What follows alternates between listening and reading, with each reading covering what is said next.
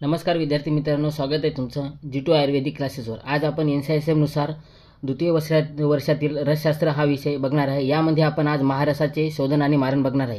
तर एकूण 8 महारस दिलेले आहेत, ते म्हणजे अभ्रक, वैक्रांत, माक्षिक, विमल, त्यानंतर शिलाजतू, सस्यक, चप्पल आणि रसक अशा प्रकारे 8 महारसाचे वर्णन केलेले आहे।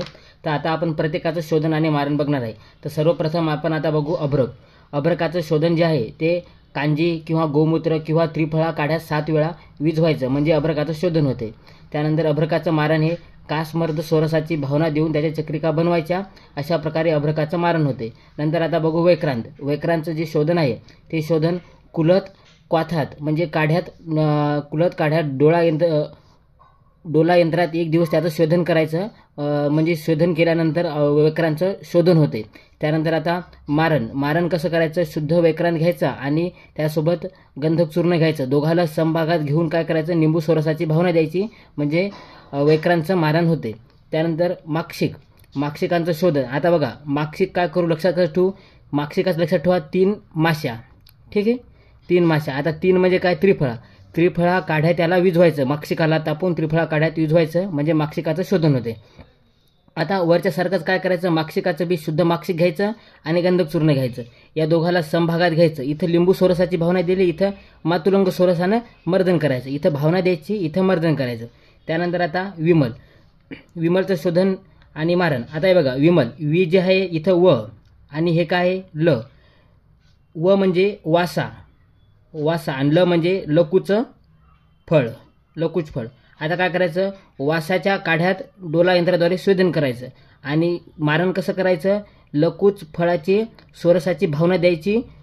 कशाला भावना द्यायची, तर शुद्ध विमल घ्यायचं आणि गंधक दोघाला समभागात घेऊन त्यांना लकूच फळ सोरसाची भावना द्यायची म्हणजे काय होतं, विमलचं मारण होते। त्यानंतर शिलाजतूचं शोधन कसं करायचं, हे बघा शिला आपण लक्षात ठेवायचं, शिला गो म्हणजे जीव गो। तर शिलागोचं शोधन कसं म्हणजे शिलाजतूचं शोधन कसं करायचं, गोमूत्रात त्याचं गो म्हणजे गोमूत्रात त्याला प्रक्षालन करायचं, त्यानंतर शिलाजतूचं शोधन होते। त्यानंतर शिलाजतूचं मारण काय करायचं, शिलाजतू घ्यायचा, गंधक घ्यायचं आणि हरताल हे तिघं समभागात घ्यायचे, तिघाचं जे क्वांटिटी आहे ती सेम घ्यायची आणि त्यानंतर त्यांना मातुलंग सोरसाने त्यांचं शोधन करायचं म्हणजे काय होतं, शिलाजतूचं मारण होते। त्यानंतर सस्यक। आता सस्यक कसं, हा एक सस्यक आपण सस्याहून लक्षात ठेवायचं, ससा हा एक आहे प्राणी आहे।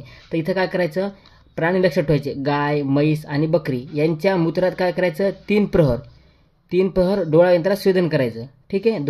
3 प्रहर शोधन केल्यानंतर सस्यकाचं शोधन होते। त्यानंतर आता मारण कसं करायचं, याच्यात बी शुद्ध सस्यक घ्यायचं, गंधक घ्यायचं आणि टंकन तिन्ही बी सेम क्वांटिटीमध्ये घेऊन त्यांना लकूच सोरसाची भावना द्यायची। आता इकडे बघा हे नंबर किती, 6 नंबर आणि 4 नंबर, विमल आणि सस्यक या दोन्हीला काय करायचं, लकूच सोरसाची भावना द्यायची, असं लक्षात ठेवा। किती नंबर, 4 नंबर आणि 6 नंबर, ठीक आहे।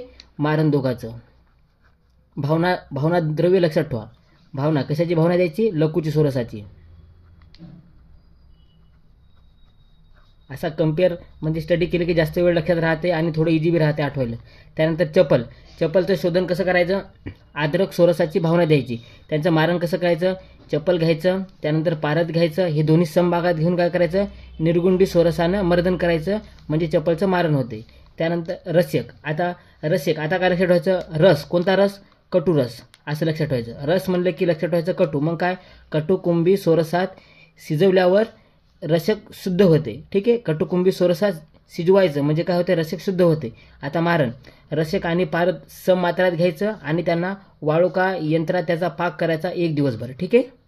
अशा प्रकारे आपल्या या महारसाचे शोधन आणि मारण होते। एकदा बघून घ्या, स्क्रीनशॉट मारून घ्या।